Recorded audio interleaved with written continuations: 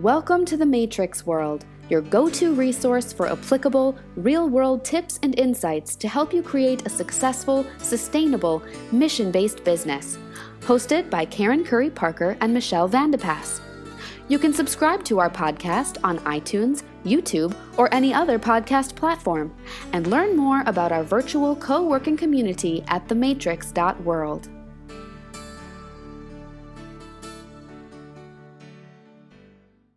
Hi, everyone. I'm Michelle Vandepass, and Karen Parker is here on the podcast with me this morning, thematrix.world. And this particular podcast, we're talking especially to women. And so even though the Matrix is open to everyone, we have a message for women today, especially women who are, well, everyone. Because women come with a unique set of circumstances. And we've been talking about cycles, and we're not talking about monthly cycles, although that may be part of it. We're talking about cycles like bringing up your children, taking care of aging parents, which typically falls to the women members of the family. Not always, but typically. We're talking about natural cycles that women go through and what effect this has on being an entrepreneur. Karen, you and I are in the same boat. We both have youngish children at home, and we both have parents who need extra attention right now. What effect has this had on your business? Well, I would have to back up and go even further back than where I am right now, because right now I think I've learned how to navigate it as well as I could. You know, when I first built my business, I was a single mom. I had full-time custody of my kids. I had responsibility full-time for the financial support of my kids, and I was an entrepreneur. And actually having a job outside of the home, because I had a home-based office, wasn't an option. I could not make as much money at a job. I was a nurse by training. I had 4 kids. You know, working as a nurse would have taken me out of the home, would have created an enormous amount of childcare expenses, and I wouldn't have been there. And building a business from home was imperative to me, and structuring it around my children's lives, and which I still do today, to where and you do this too, I know that, you know, I'm off at 3 because I have to go stand in a car line or drive, you know, and pick up my kid and spend the afternoon doing homework or violin or math tutoring or whatever. And in your case, I mean, you have a teenager. She's doing, you know, music and theater and, right. And God knows where. I mean, every time I talk to you in the afternoon, you're always trekking somewhere with a kid in a car. Right. And I, you know, the complaint, and maybe it sounds like a complaint sometimes that I have, is that it feels like it's not fair. Because the speed at which I have grown my business and the speed at which I sometimes watch people that don't have the same workload, or I, you know, without trying to sound like binary around this, but when I watch men who have a wife at home who's doing all of this traditional role of raising the family or running a household, even if, you know, she's also doing stuff, it seems like the trajectory of men in business sometimes feels a lot faster than the rate at which I have been able to grow my business. And I want to ask you a question around this because it's so interesting. As you know, like we've had to go pick up sick kids from school, right? And if you've got clients, then what happens, right? You have to reschedule, and it just like the energy goes like this. So we have that whole piece.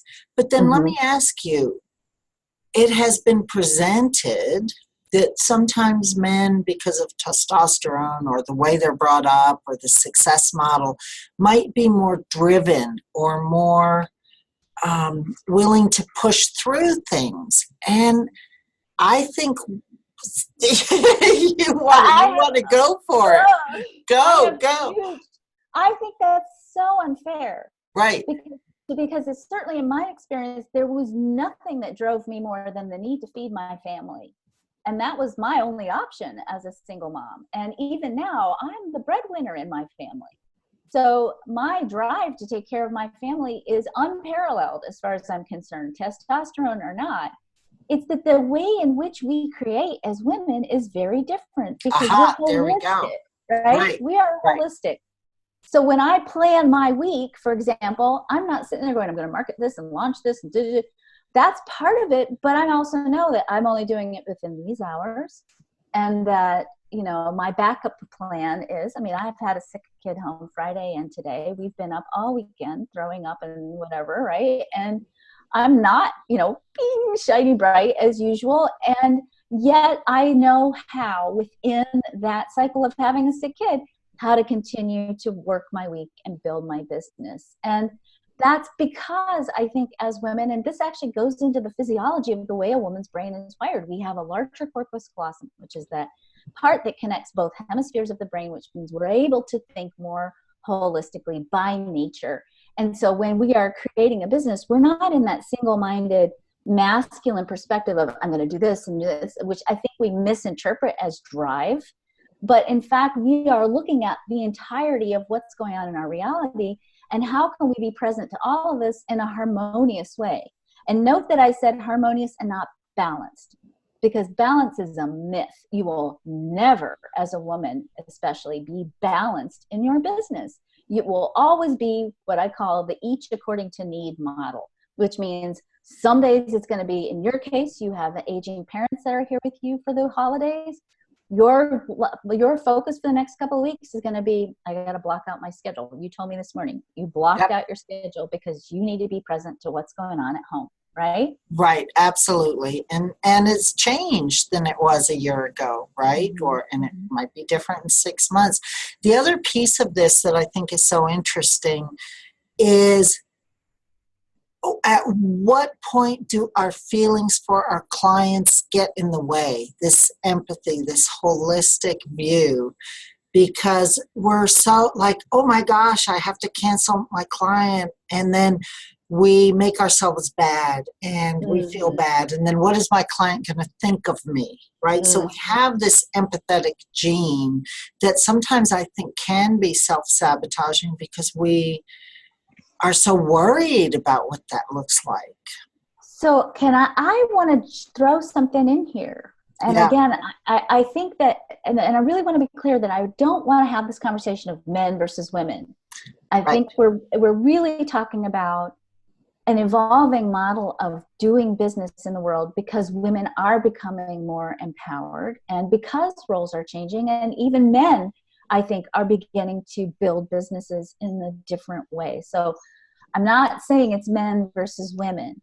And I will say that in the old patriarchal mindset around business and success, and I think about my dad, who is, the embodiment of the masculine man in business, right? You didn't renege on a client ever, right? You didn't cancel on a client. That was shameful. Your clients come first, your business first. We say it, right? Business first, right? Business before pleasure. And then we associate children and stuff like that's the pleasure piece, right? Sometimes. Sometimes. You have a teenager.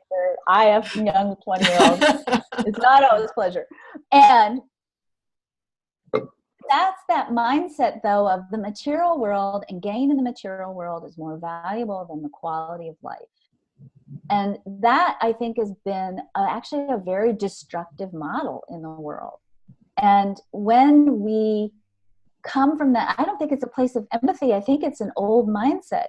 If I'm empathetic towards my clients, I'm going to say, hey, I want to show up in my best way possible for them so that I can serve at my highest level. And if I'm like, okay, come on, I got a kid puking in the next room, or I got a babysitter coming in, and I'm not present, I'm not being compassionate, which means being with my clients with passion, then I'm not serving. And so maybe the model itself of, oh, I'm canceling my client, I feel guilty or shame, isn't about empathy, but it's that old model of business first, right? We've talked a lot about these sorts of challenges that women have, over the years that you and I've been talking. And what I've also noticed is that the whole model that you're talking about has changed, with more people co-working, more people working from home, and this goes for men and women, more men being stay-at-home dads or being caregivers to dad and so forth. And I think people want this whole model to change. And we can see the vision of where we're going as a more holistic business model.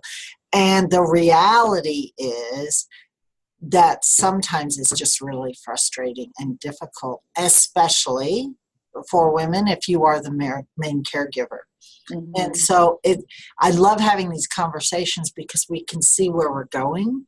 Right. And it's how can we hold each other up to get there without being in that shame. Totally. Absolutely. And I think that that's the other piece that when we created the Matrix, that was a big part of what we wanted to see in the Matrix co-working space, that you could show up in your pajamas if you needed to, because you were up all night with a puking kid, and say, I'm struggling with the balance piece right now, and I'm feeling like a failure because part of me is still in this old model of, you show up for your business no matter what. And the other part of me is in this new model that says, it needs to be holistic and it needs to take into account all the elements of my beautiful life and my heart. And how do I reconcile between those two? Help. And we all get together and we say, you've got this. It's okay. We're all in the same boat and you're not screwing up, and go take care of your kid and come back tomorrow. And you get that extra support around those places where we tend to question ourselves because we are stepping into a new paradigm and we don't have sometimes the evidence or the proof that, it's going to be okay if we do it in this way instead. As always, your message, my message is lead from your heart, lead from yourself, and that's what it comes back to. Thanks for being on the show again today, Karen. Thank you all for joining us. Thank you, Michelle, and be yourself and do it your way. Thanks for listening. Want even more of Karen and Michelle? Don't forget to subscribe and head on over to thematrix.world to join our growing virtual co-working community for even more amazing content and coaching.